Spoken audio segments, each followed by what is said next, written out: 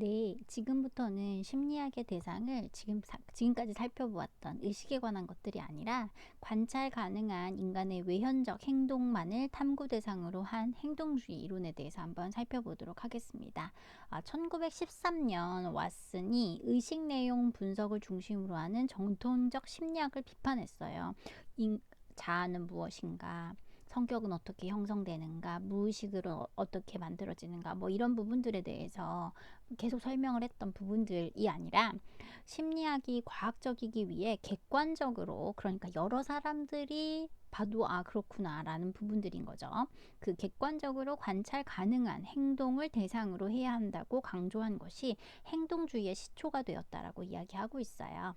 자, 유기체는 외부 환경 자극에 반응을 하여서 적응한다는 어떤 그 가정 아래에 자극과 반응을 일어나는 과정, 그 연합을 규명하려고 하고, 그러한 연합을 이용하여서 앞으로 행동이 이러할 것이다 라고 예측을 하거나 예언을 하거나, 아니면 앞으로 A를 하면 B가 일어났기 때문에 C를 하면 D가 일어날 거다, 또는 이런 것을 예언을 하거나, 아니면 A에게 무엇을 주었더니 변화되더라 라고 하는 그 변화를 설명할 수 있다라고 생각을 했던 거죠. 그래서 왓슨은 동물의 행동을 그 자극에 따른 반응, 관계로 환원하여 설명할 수 있다라고 생각을 했는데, 이것을 바로 자극 반응 이론이라고 이야기할 수 있죠. 그렇기 때문에 본능이나 유전에 의해 결정되는 것보다는 무엇이 중요하냐면 후천적 학습이라는 것이 굉장히 중요하다라고 설명을 하고 있습니다. 그러면 그 대표 주자들에 대해서 한번 이제 알아볼 텐데요. 첫 번째, 파블로프의 고전적 조건 형성 이론부터 한번 살펴보도록 하겠습니다. 여러분, 파블로프 하면 그 개의 침샘 자극 이런 거 아마 들어보셨을 거예요. 파블로프는 러시아의 생리학자입니다. 개가 주인의 발자국 소리만 들어도 침을 분비한다는 조건 반사를 발견하여서 실험적인 대뇌 생리학의 길을 열었다라는 평가를 받고 있어요. 러시아 혁명 후에 레닌이라는 그 러시아의 지도자죠. 원조를 받아서 과학 아카데미 부속 생리학 연구소의 소장이 됐다라고 이야기하고요. 그가 초기에 행한 연구로는 순환생리, 소화생리, 소화의 분비의 신경 지배에 관한 연구로 노벨 생리의학상까지 받았다라고 이야기합니다. 타액의 밖으로 나오도록 수술한 개에서 타액선을 연구하던 중에 사육사의 발소리에 개가 침을 흘리는 것을 발견했다라는 거예요. 그래서 조건 반사 연구를 집성해서 발표를 했다라고 이야기를 하고 있죠. 그래서 그가 쓴 책으로는 소화샘 연구에 대한 광희, 뭐 이런 부분들이 있다라고 이야기하고 있어요. 그러면 우리는 첫 번째 고전적 조건 반사와 조건 현성 이라고 하는 부분에 대해서 한번 살펴보도록 하겠습니다. 파블로프는 배고픈 개에게 음식을 주면 개가 타액을 분비한다라는 사실을 확인했대요. 만일 음식을 다른 사건, 즉 종을 울리는 것 같은 사건과 음식을 같이 주면 개는 마침내 종소리만 들어도 침을 흘리게 된다라는 걸 알게 된 거죠. 이처럼 중립적 자극에 대해서 학습된 타액 분비 반응을 뭐라고 이야기했냐면 고전적 조건 반사라고 이야기하고 있어요. 그리고 이 과정을 고전적 조건 현성이라고 이야기를 했다는데요. 음식은 무조건적 자극인 거죠. 음식을 들이밀면 개가 반응을 했으니까요. 그쵸? 개의 타액 분비는 그 음식이라고 하는 것에 대한 반응이기 때문에 무조건적 반응이라고 이야기했죠. 그런데 종소리는 원래는 침과는 상관이 없는 거잖아요. 그쵸? 그래서 이게 음식과 함께 가는 조건이기 때문에 조건 자극이라고 부르고, 이 조건 자극에 따라서 이제 나중에 그 벨소리만 들어도 나오는 그 침을 분비하는 것, 이것은 조건 자극에 따른 반응이라고 해서 조건 반응이다 라고 정리를 해 놓은 거죠. 이해되셨죠? 자, 그러면 중립적 자극에 대해서 학습된 타액 분비 반응을 고전적 조건 반사라고 이야기하는데, 이 고전적 조건 형성 과정이라고 우리가 지금 이야기를 했습니다. 그래서 음식은 무조건적인 자극, 그 무조건적인 자극에 따른 반응은 무조건 반응. 그런데 종소리는 원래는 침과는 상관없죠. 그래서 음식과 함께 가는 그 종소리인 거죠. 그래서 그거를 조건 자극이라고 하고, 결국 나중에는 이 종소리만 들어도 개의 타액이 분비됐으니까 조건에 반응하는 거니 조건 반응이다 라고 이야기를 한 거죠. 자, 그래서 이 부분에 대한 것들을 설명을 하면 결국 걔가 학습을 한 거잖아요. 아, 음식이 나오니까, 그러니까 음식이 나오면 거기에다가는 아이가 타액을 분비하면서 반응을 했던 거죠. 그런데 음식을 나올 때 땡그랑 땡그랑 하면서 종소리를 같이 줬더니 나중에는 음식 말고 땡그랑 땡그랑만 해도 아이가 타액이 분비되는 거죠. 알고 있는 거죠. 아, 종소리가 나면 밥을 주더라 라는 걸 학습한 거잖아요. 이 타액 분비는. 그쵸? 그래서 조건 자극이라는 종소리에 반응한 것은 조건 반응이다 라고 이야기를 한 거죠. 자, 그래서 넘어가 봅시다. 자, 이렇게 이러한 고전적 조건 반사와 조건 형성이라고 하는 부분에 있어서 지금 우리가 설명한 게 이 그림으로 정리가 될 수 있어요. 파블로프의 조건 형성 실험 장치라고 되어 있죠.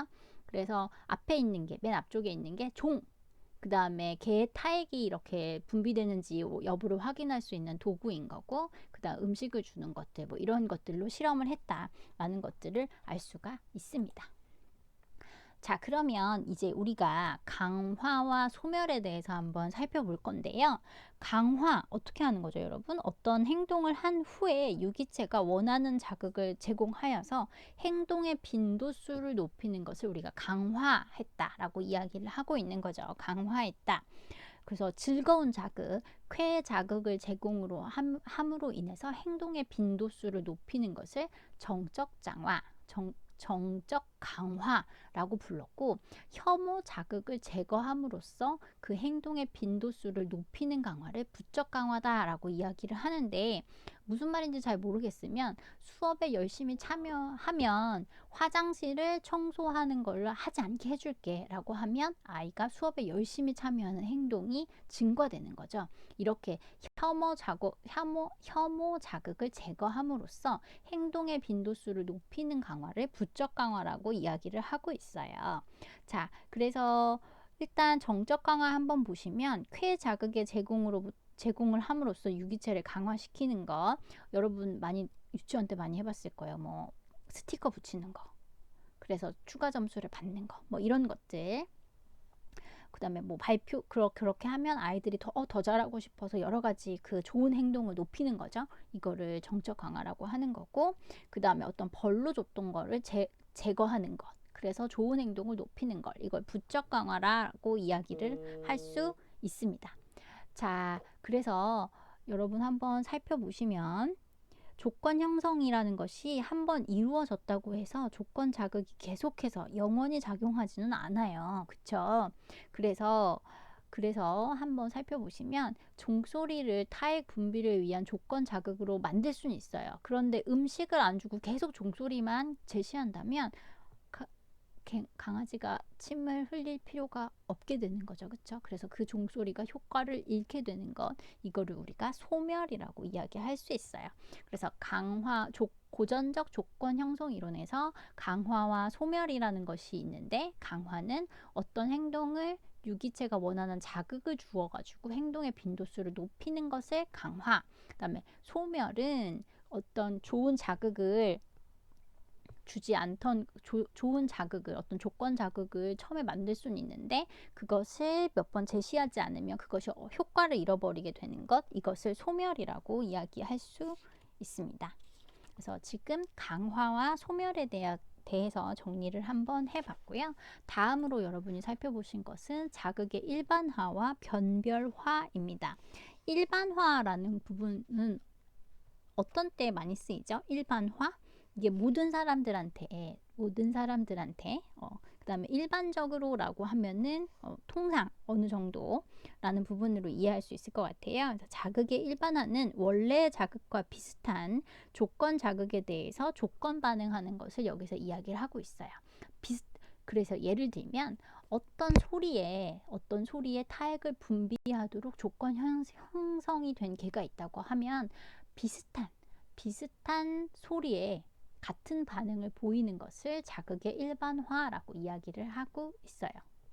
이해되셨죠? 만약에 땡 하는 소리에 그 조건 반응하도록 설정이 된 개라면, 조건 형성이 된 개라면 댕이라고 할 때도 비슷한 소리에도 얘가 반응을 보이는 것이라고 이야기할 수 있죠. 이것이 자극의 일반화라고 이야기하고 있습니다. 자, 다음으로 보실 것은 자극의 일반화와는 차이가 있는 자극의 변별화라고 이야기할 수 있는데요. 자극의 변별화는 자극의 일반화에 대한 보완적인 과정이라고 이야기를 해요. 즉, 한 자극이 다른 자극과 변별되는, 그러니까 구분이 되는 방식을 이야기하고 있습니다. 예를 들어서 어두운 곳에서 공포를 느끼는 아동이 극장도 당연히 좀 어둡죠. 그렇지만 극장과 같은 어떤 특정한 어두운 장소에서는 공포를 느끼지 않는 것을 변별 자극이다 라고 이야기를 하고 있습니다.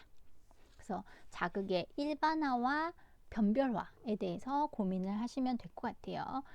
일반화라는 것은 비슷한 상황에서도 반응을 보이는 것, 변별화라는 것은 다른 자극과는 변별되는 방식, 구분되는 방식을 이야기하고 있어요. 공포 속이라도 어둠에서 공포를 느끼더라도 특정한 장소에서는 공포를 느끼지 않는 것, 뭐 이런 것이 자극의 변별화다라고 이야기할 수 있습니다. 자, 이번에는 지금까지는 고전적 조건 형성 이론을 우리가 파블로프의 이론을 통해서 한번 살펴보았어요. 그런데 이제 스키너는 고전적이 아니라 어떤 단어가 들어가 있냐면 조작적 조건 형성 이론이라고 되어 있어요.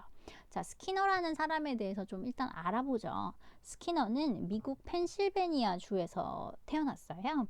그런데 그 심리학자이고 행동주의 학자이기도 하는데 신행동주의 학자로 분류가 됩니다. 자, 파블로프와 왓슨의 글에 매료가 되면서 하버드 대학교에 다시 공부를 하러 들어가서 심리학을 전공하게 됐다고 해요. 그래서 인간과 동물을 동일시 여기고 심리학의 역사에서 가장 많은 논란을 일으킨 장본인이기도 합니다. 이 사람이 여러 가지 문제를 그러니까 논쟁을 일으킨 학자이기는 분명합니다. 그래서 인간을 환경과 상호작용하는 동물로 인식하고 분석해야 된다라고 주장을 하였고, 인간을 단순한 반사기계가 아닌 행동의 결과로 자신의 행동까지도 바꿀 수 있는 대상으로 보았다라고 이야기를 하고 있어요. 그래서 스키너는 가설의 구성이나 설명보다도 조작주의적 분석을 통해서 선행 조건 그리고 기결과의 관계만을 기술하는 입장을 주장하면서 스키너 학파라는 아예 한 학문의 학파를 만들었습니다. 그런데 이 사람을 설명하기 위해서 이 사람을 설명하는 가장 좋은 방법은 스키너 상자라는 거예요. 스키너 상자. 요렇게 만들어진 스키너 상자. 이거 뒤에서 다시 앞에서 다시 설명할 텐데요. 스키너 상자라는 것들을 만들었어요. 그래서 이 스키너 상자라는 것이 동물들의 오퍼런트, 자발적 행동을 분석하기 위한 일종의 실험 장치입니다. 스키너가 고안했기 때문에 스키너 상자라고 부르고, 스키너 자신은 이것을 실험 공간이라고 이야기를 했대요. 그래서 상자 안쪽에 이 지렛대라는 것이 있죠. 그죠? 그래서 그것을 누르면 밑에 있는 먹이통에서 보수로서 너가 눌렀니? 그러면 이제 먹이가 나오는 거예요. 누르면 먹이가 나오고 그럼 안에 있는 쥐가 무슨 생각을 하겠어요? 눌러야 되겠다. 뭐 이런 생각을 하게 된다라는 거죠. 그래서 이 보수를 얻는 것, 그 행동을 계속 강화시키는 거잖아요. 빈도수를 높이는 거잖아요. 그래서 이 강화를 통해서 쥐는 지렛대 누르기를 학습하게 되는 거죠. 눌러야 되겠다라는 생각을 하게 되는 거. 그래서 학습이라고 이야기하고, 먹이를 통해서 이것을 강화가 되어서 지렛대 누르기 학습이 됐다라고 이제 보게 되는 거죠. 이게 스키너 상자입니다. 그래서 현재는 각종 동물용으로 표준화되어서 차폐 방음된 일정한 넓이 독실에 각각 종에 알맞는 오퍼런트 반응용 장치를 만들었고, 변별 자극으로서 시각, 청각적 자극을 제시하기 위한 설비를 만들었다라고 이야기하고 있어요. 그래서 이런 환경을 통해서 조작적 조건화가 엄밀히 통제가 되는 거죠. 그래서 엄밀한 환경 통제와 동물이 장시간 자유롭게 활동할 수 있는 장면이 만들어져 있다. 이것이 스키너 박스라고 이야기하는데, 이 박스를 통해서, 스키너 상자를 통해서 굉장히 다양한 연구를 진행한 것도 사실입니다. 그런데 어떠세요? 무슨 생각이 들어요? 동물이 저 상자 안에 있고 동물의 행동을 학습할 수 있어요. 그거는 분명한 장점인 것 같아요. 장점인 것 같아요. 비둘기도 표적을 만들어서 쪼으면 먹이가 나오도록 만들기도 했고요. 뭐 여러 가지 동물들을 넣어서 이제 그 여러 가지 조건을 주고, 그 다음에 자극을 주고, 변별 자극도 주고, 뭐 이렇게 해서 그 행동 결과를 기록 장치가 기록할 수 있도록 되어 있어서 이 부분들을 그 관찰할 수 있고 그 장면들을 분석할 수 있도록 만들어져 있죠. 그래서 이것을 스키너 상자라고 부릅니다. 그런데 이 상자를 보면서 여러분이 어떤 생각을 하셨는지가 저는 좀 궁금한데요. 일단 저 상자에 관한 이야기는 좀 차치하고, 스키너의 심리상자 열기라는 책이 있어요. 그래서 여러분이 우리가 만나지 못하는 기간 동안 한번 이 책에 대해서 읽어보는 게 어떨까? 전체 말고 각각의 실험에 대해서 정리되어 있는 내용들이 있는데요. 그 내용들을 한 번씩 보면서 어떤 생각이 들었는지 이야기 나눠보면 저는 훨씬 더 좋을 것 같아요. 제가 봤던 여러 가지 책 중에 재미있는 책 안에 드는 책이어서 여러분에게 스키너를 이야기하는 시간 동안 또 이야기를 같이 나누고 싶은 마음이 있었는데, 지금 여러 가지 환경을 통해서 우리가 못 만나고 있죠. 그래서 일단 여러분한테 책을 먼저 알려드려요. 그래서 스키너의 심리상자 열기를 처음에는 약간 충격적인 것도 있고 재미있는 것도 있고 뭐 다양한 부분들을 알아볼 수가 있거든요. 그래서 여러분이 한 번 정도는 꼭 읽어봤으면 좋겠다라는 생각에서 소개를 하게 되었습니다.